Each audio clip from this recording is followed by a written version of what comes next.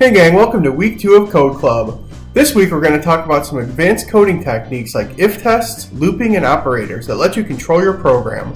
Open up another browser window so that you can follow along. Have fun and let's start coding. So in order to do anything really powerful with a computer program, remember we said during class that you need what are called variables. Well, variables are the data that make up your program, and they're kind of useless unless you can do stuff with that data. And the things that let you do things with that data are called operators. So there's ones here that let you do addition and subtraction and multiplication and division. There's one, let you pick a random number. And if you look down here, there's ones that, you can pick letter 1 of world or find the length of world. And then there's some other mathematical operators here. There's modulus and round, and this has, square root and a bunch of other stuff in here. I'm not going to go into those. They're a little advanced. If you want to know more, we can talk about it during class. So I'm going to do some simple examples here where I have Scratchcat say various things based on the operator. So let's just do an easy one first. Let's do plus. So let's do, 321 plus 123. Now if I click play, he says 444. Now where this is really powerful is I can have these be filled in from variables that are generated by something else. So if you wanted to say, the result of your 3 games was 444, you can pull in the variables that make that up. And, you can do the same thing with, here's a multiplication. I can do, 25 times 43. And, Scratchcat will tell you the answer of that. This one's kind of cool. It lets you pick a random number. So we're going to tell Scratchcat to pick a random number between 1 and 10 is kind of boring. Let's do 1,467 and see which number he picks. 319. And if I keep clicking it, because it's random, every time he's going to pick a different number. So that one is kind of cool. These operators don't just have to work on numbers. They can also do stuff with strings. And strings are words, basically. So right now, I'll type my name in, Mr. Beachy. And it says letter, let's just choose a random number. Actually, let's have Scratchcat choose a random number. Okay, so now what I did here was I put one operator inside of another operator. And what I'm going to do is have him say one letter out of the words Mr. Beachy, and he's going to pick the random letter from the numbers between 1 and 10. So this time he chose M. This time he chose that space between Mr. and Beachy. This time he chose the period. So every time he's choosing a random letter based on the position in Mr. Beachy. So, M is number 1, R is number 2, period is number 3. He's picking a random number every time to figure out what letter to choose. And the same thing here, we can have the length of something. So, the word world has 1, 2, 3, 4, 5 letters in it, right? So if I click play, he's going to tell us 5 because that's how many things are in it. And again, where this becomes really powerful is you put a variable in there. So finding out the length of, somebody typed their name in. I'll do that example real quick. So we'll make a variable called name. We'll have Scratchcat say, what's your name? And we'll put the answer into the variable called name, set name to, set name to answer, and then we'll find the length of name. So now Scratchcat's going to ask me, what's your name? I'm going to type in Mr. Beachy, and he tells me there are 10 characters in Mr. Beachy. Like I said, these other ones are a little more advanced. We don't need to talk about those operators right now, but operators are really, really powerful. You need to be able to use them, especially for this next part we're going to talk about, which is if, then, and if, then, else. So like I said, the next thing we're talking about here is if, then, and if, then, else. If you look in the control, you see if, then, and if, then, else. And the way they're related to operators is you see this little shape in here. This needs you to put an operator in order for either of these to work. And that's where these ones come into play. There's less than, equal, greater, and then and, or, and not. And basically the way it works, I'm going to just do a simple script here where I put an equal sign in here, and I'll put a motion, I'll have it turn 90 degrees. Okay, so let's do if 4 equals 4. 4 equals 4, so this should make it turn 90 degrees, because what it's doing is the operator in the middle, the equal sign operator, says either I'm true or I'm false. And basically what this is saying is if true, then run this script. If false, then don't run this script. So 4 equals 4, that is true, it's going to run the script. If I do something like 5 equals 4, that's false. It's not going to run the script. Okay?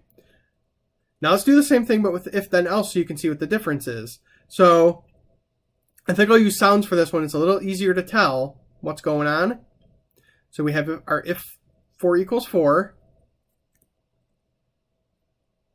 And I'll put a sound in here. So, I'll play sound Alien Creek 1 if 4 equals 4. And I'll play sound meow for false. Okay, so now it's going to be if 4 equals 4 is true, then run Alien Creek 1. If 4 equals 4 is false, then run meow. So 4 equals 4, Alien Creek 1 should play.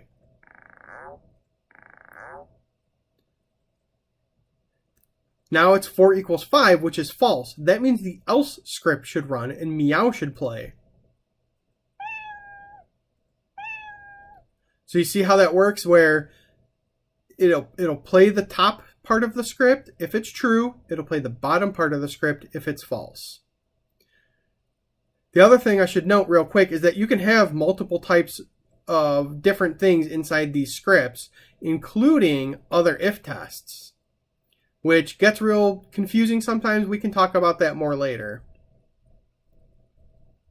For now, I'm just going to add a regular if test in there so I can show you how some of these other sound.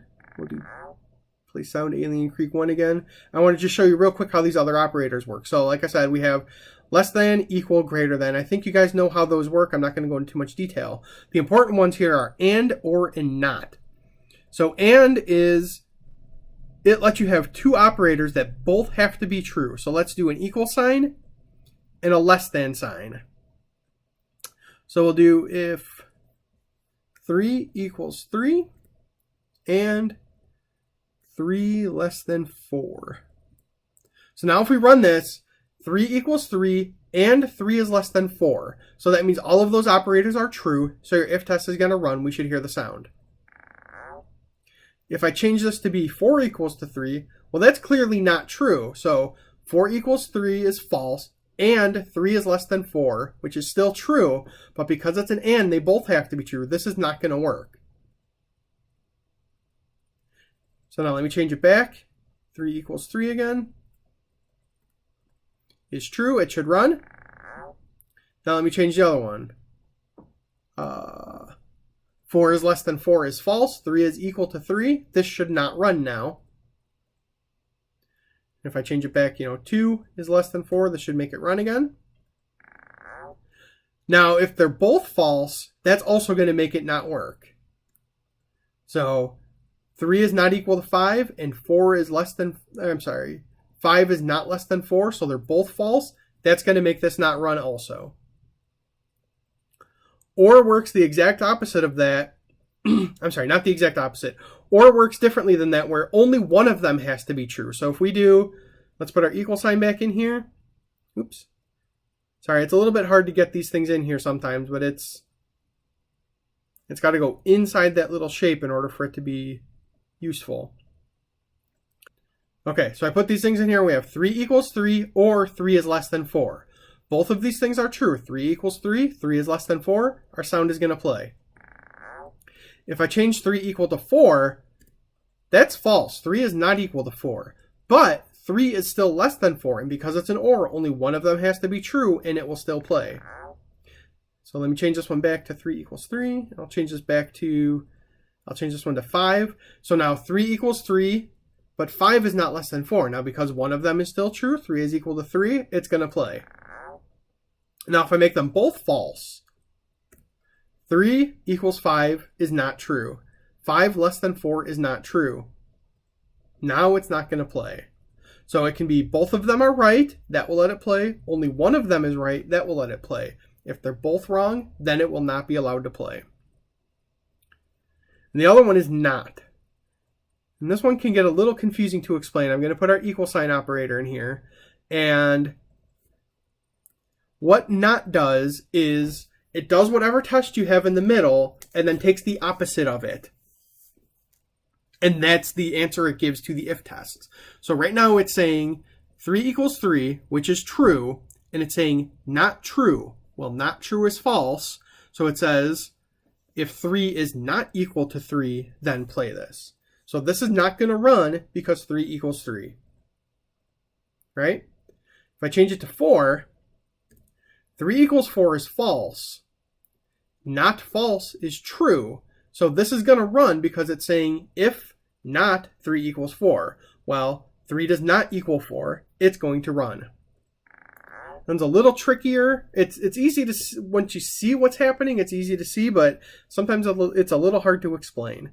So those are your basic operators and your basic if-then and if-then else tests. So the last thing I wanted to talk about this week is what's called looping in computer programming. And what looping lets you do is repeat a section of code over and over again until some condition happens. And what that means in Scratch, if you look, there's repeat 10, there's forever, and there's repeat until. Repeat 10, the condition is it will repeat 10 times every time it runs 10 times. Repeat forever basically says do this section of code forever. There's actually no condition that would stop it. And then repeat until, if you look, it looks very much like an if test, and that means it's going to use operators to do something. And you can tell these are loops because if you look real close at the bottom right corner of each of these blocks, there's that little thing that points it back up at the top of the block. So let's just say we want to do a thing where we have Scratchcat turn 15 degrees. We want him to do it 5 times in a row. Well, if I want to do this, I'm going to have to copy and paste this on here 1, 2, 3, 4, 5 times. This is kind of a pain in the butt. What if we wanted to do it 100 times? It would be impossible to do, basically. You'd be copying that turn 15 degrees on there 20 times. But I mean, it works to do it like that. It's just a pain. Okay?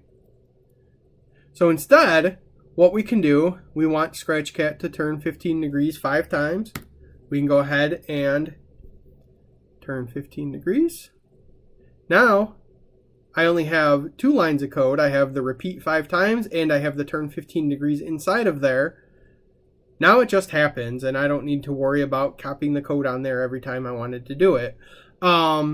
Just like if tests, this is also something where I can have code right after it that's not part of it. So let's just have sound play Alien Creek 1. So after the repeat, Alien Creek 1 played. We could also put the sound inside of here, and I changed it to a play sound until done. That way you can kind of see what happens. It's going to actually stop the loop while the sound is playing and then go back and continue. If I just had this, if I didn't have the until done on here, they would all play at the same time and you wouldn't really be able to tell what was going on. So repeat forever does exactly what it sounds like. Let's put that turn 15 degrees on here. Scratchcat's going to get real dizzy because he's just going to keep turning and turning and turning and turning and turning forever.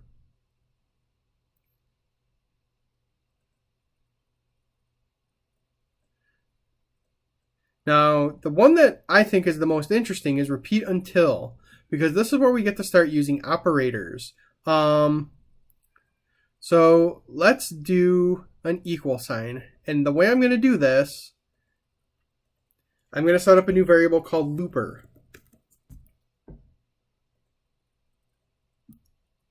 And we're going to set looper to 0. We're going to repeat until looper equals 50.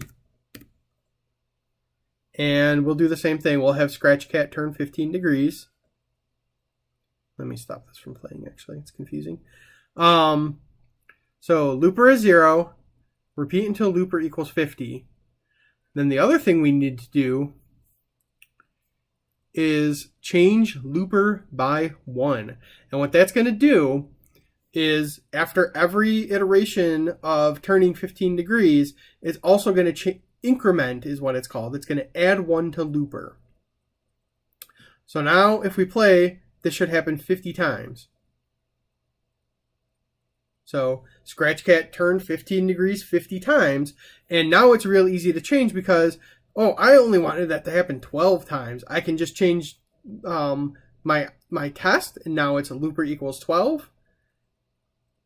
Now it's only changing 15 degrees 12 times. You can also do other types of tests, just like with an if test, where if you want, 2 different conditions to happen. So I want it to be if looper equals 12, repeat until looper equal 12, and looper is less than 13. So those both mean the exact same thing, so this doesn't really make sense as a test, but it works. It only repeats until looper is 12 and looper is less than 13. If I change this to 11, it would run forever because it's an and, both of those things have to be true. And by the time looper equals 12, it's going to be greater than 11, and both of those are not true, so it's just going to run forever.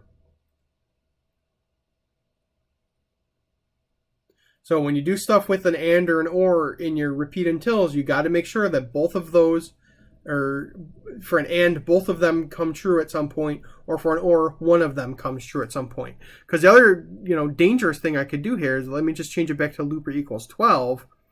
What if I accidentally left out the change looper? That would also make it just run forever instead of stopping. So repeat until is really powerful once you start using variables and operators with it. But if you do it wrong, it can really screw your program up.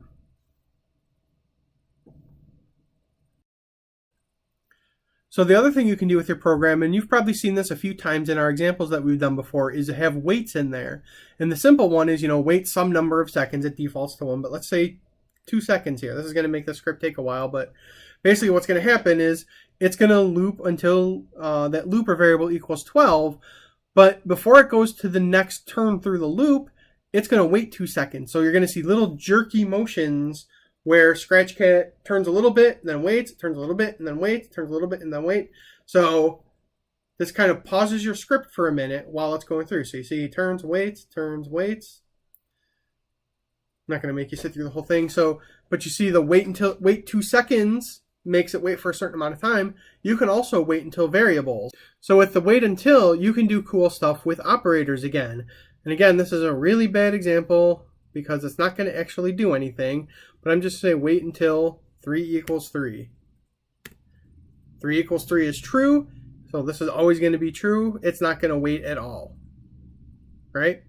If I change it to 3 equals 4, that's always going to be false. It's going to sit there waiting forever. The script is still running. I don't know if you can tell, but the green flag is still on the on the running color.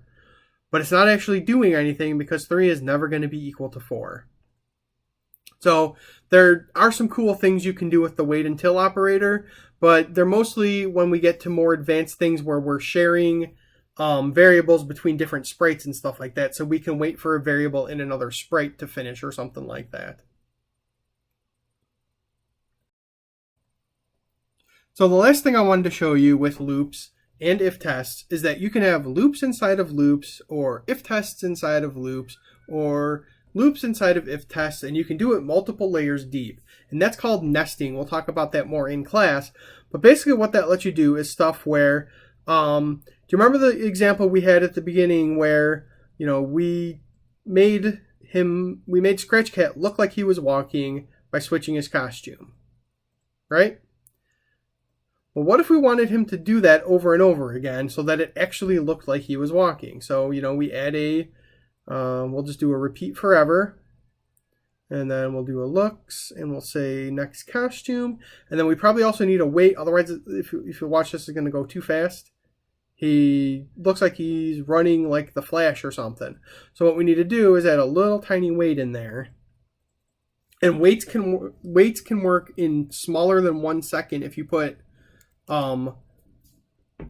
decimal numbers, and we can talk about that in class if we need to. I don't know if you've learned that in math class yet, but basically this is going to make him wait a really small fraction of a second. And it's too small of a fraction. So let's put another one in there. Let's say 0.5. 0.5 is half a second. We'll see if that looks better. There we go. Now he looks like he's walking.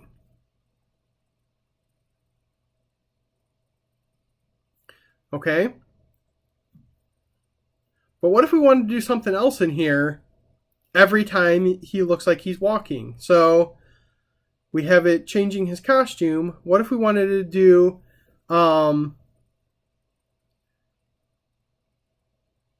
repeat 10 times.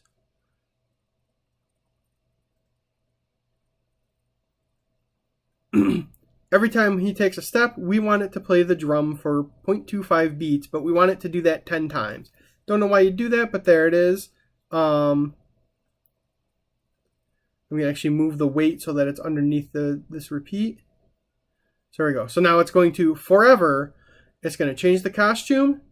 It's going to repeat 10 times playing the drum. Then it's going to wait the half a second.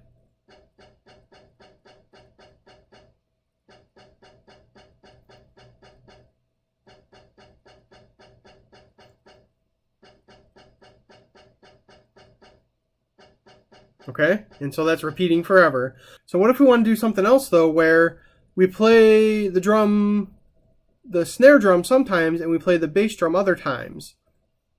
And we'll base it off of which costume it's on. So if it's on the first costume, we'll play the bass drum. And if it's on the second costume, we'll play the snare drum. Well, we need an if-then else to do that, and we'll need some operators to do that. So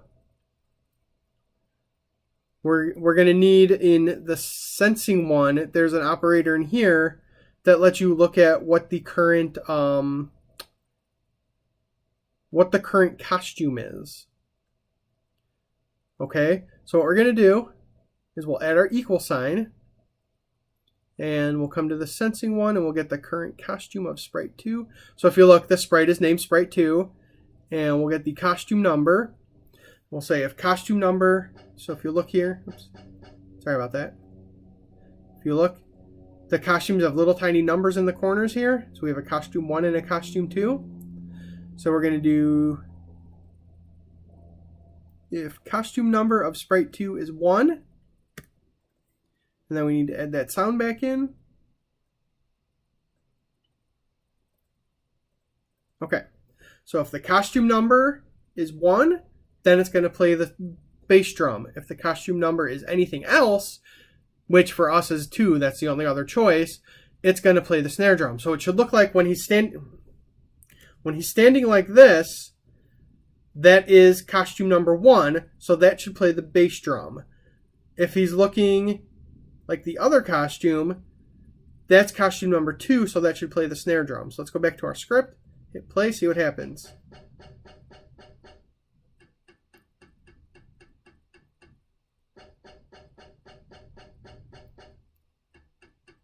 All right, so you see it's not a great example. It's something silly, but it shows you how you can have, a repeat inside of forever, and then an if test inside that repeat, and a wait inside of there. All of these things are all really connected to each other, and like I said, that's called nesting.